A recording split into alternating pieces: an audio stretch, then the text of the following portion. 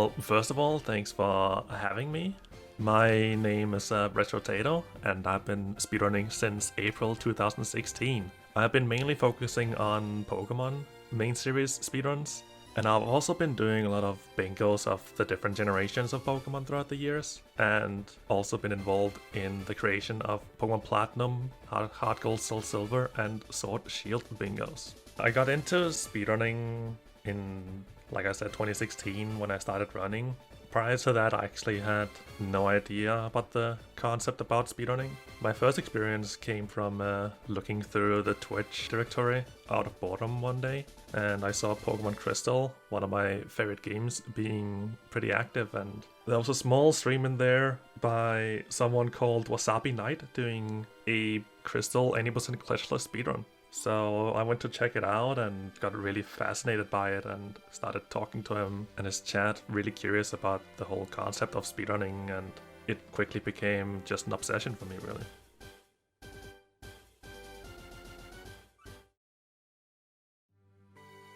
I can't really start talking about this without mentioning the feeling of nostalgia, of course. That's probably one of the main feelings that many speedrunners feel when they start speedrunning a game, because Pokemon means a lot to me.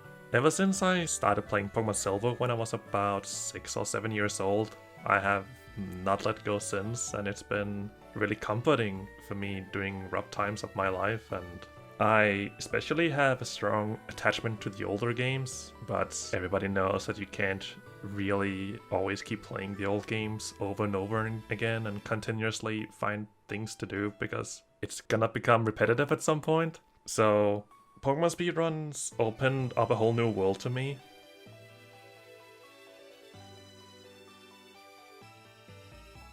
My first experience with Pokemon bingos actually is a pretty common thing with a lot of Pokemon bingo players. It was by watching a guy called Kizaron do a Pokemon Crystal bingo. When I was watching him doing it many years ago, I also got pretty curious to try it out myself. So I've been trying to do it with a lot of different friends throughout the years, and so I then later, with the help from a few friends, developed bingos for Pokemon Platinum, Heart Gold, Soul Silver, and Sword and Shield.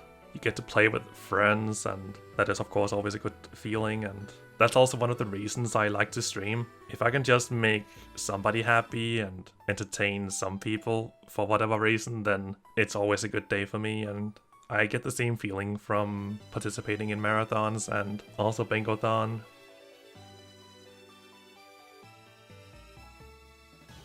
If you're doing a regular vanilla-based game of Pokemon Bingo, you know where things are and how to go along with the process of completing your objectives. When it comes to randomized bingos, manipulation is usually not possible, as that requires a lot of research and trial and error processing. When you're playing, there's also a lot of adapting, since there is, like you're mentioning, a lot of RNG involved. Often when you're challenging your friends, it's a game of who can adapt better to it, and of course, who can get the better luck. So when you're in a race, you need to have a good idea of how much time you want to dedicate to the different objectives, and be able to determine how much time you want to dedicate to the quote-unquote luck grind. For instance, if your bingo card tells you to catch an Eevee, you might see that your opponent has already gotten an Eevee. It becomes an instance where you have to decide if this is something you want to grind for. So it might end up taking you a lot longer than it took for your opponent. Those kind of moments you need to determine if it's something that's worth committing to, and if it's worth it in the end when you're doing the race. Basically, when you're playing, you want to get yourself a strong Pokemon with little weaknesses and with as much coverage as possible, because you can run into a fight where you are just completely walled because you are, for example, 4 times weak to what your opponent has, or you might just not have a move that is effective against your opponent, and they might just knock you out over and over again. So if your opponent has a different Pokemon, they might just squeeze through the fight with ease, whereas you're just getting stuck there and your opponent will take the lead. So the faster you can get something that can get you through the fights faster, the better the chance you have to actually pull ahead.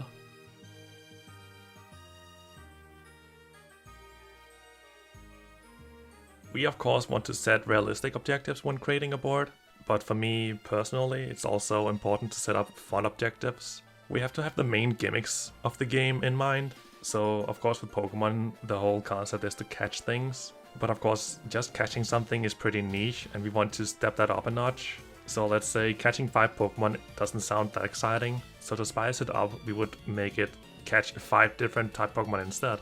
Of course, with having different games, we also want to have objectives that would be unique to the game. With Sword and Shield, for example, with Random 9 Nation not being available at the time we made the cards for that, we tried to focus more on the game's new features. So we wanted to make objectives involving the new features, for example, the raid battles, the Rotom rallies, the curry cooking, uniforms, the different side quests, etc. So when it comes to randomizers, we would also like to keep in mind that it shouldn't become too big of a challenge to scare away the player. With the newer games, for example, we have to have in mind that there are many more different Pokemon available, so we can't make an objective say, catch this specific Pokemon, because that would end up being a 1 in almost 500 chance in Generation 4. This is made up by maybe adding a few more similar Pokemon to the objective, and that's what I also consider a fun part of it, is to do the research to see what Pokemon you can find that have something in common with each other. An example here would be Heracross, Apom, and Pineco. They are all an objective on the Heart Gold Soul Silver boards, and what they all three have in common is that they are all rare encounters from Shaking Trees in Pokemon Gold, Silver, Crystal, and Heart Gold Soul Silver.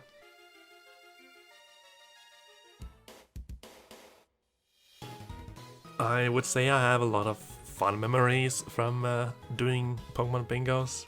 For Pokemon Crystal and Pokemon Emerald, there has been specific ROMs made for these called Speed Choice, where it has a lot of new features that are just a lot of quality of life things, where you don't have to mash buttons to mash through text, you can just hold a button and it goes through the text automatically. It was still in development for Pokemon Emerald, and we found this glitch or bug where you could use a fishing rod called the Old Rod that normally is only supposed to make you encounter weaker Pokemon from using this fishing rod, but using this fishing rod in the beginning of the game, because of course this Old Rod being tied to being able to fish up weak Pokemon is only supposed to be used in the beginning of the game, but it had this glitch where when you were using it, it would reel up Pokemon that were actually up to level 40 when it was only supposed to be around the level 10s. So we would use this glitch to catch the high level Pokemon and just sweep through most of the game with this really high level Pokemon.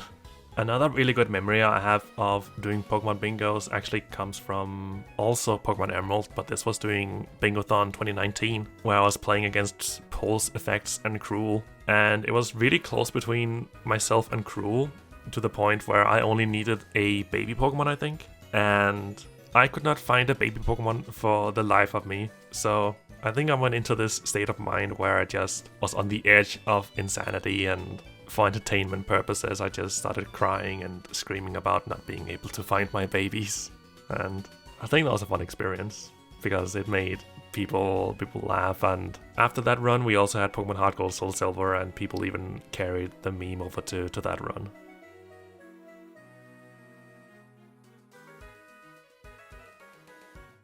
If you have the time and tolerance, then I would say that I enjoy Pokemon Platinum bingos the most. I think the game has a great map and has some really good mechanics that makes everything exciting and suitable for a good time in a bingo race.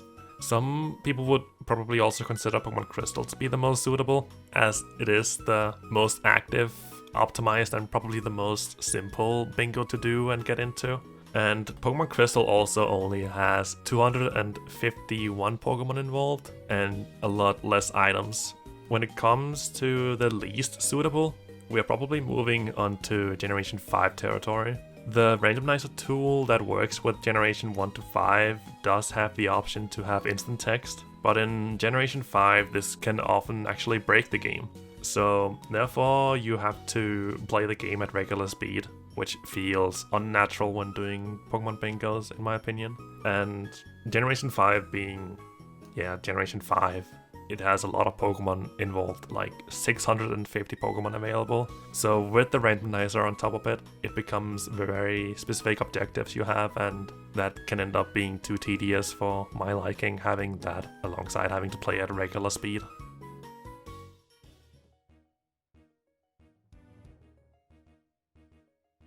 Bingos to me are a fun change of pace while still playing the game you might be practicing for.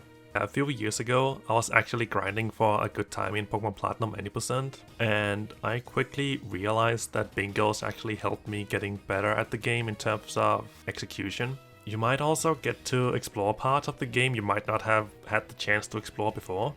In this case, I can mention the instance of where I was working on the bingo board for Sword and Shield. This is about the Candy Floss route that I did. So there's a town with an in-game trait for the grass-type Pokemon Cottony, nicknamed Candy Floss.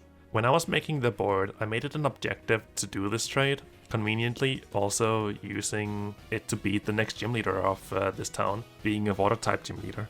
By doing this, I got more fascinated by this Pokemon trait and actually figured out that Candy Floss, the Cottony, actually had set stats. This means that its stats will always be the same, which normally is always random in this case, because Sword and Shield cannot be manipulated in terms of the Pokemon you're catching, so their stats are always going to be random and you have to adapt throughout the run depending on what your stats are. So it made me turn to routing this Candy Floss route as a little side project, because with set stats, routing should be relatively easy for me. And in the end, I just didn't expect this Pokemon to be able to actually compete with the fastest any percent route.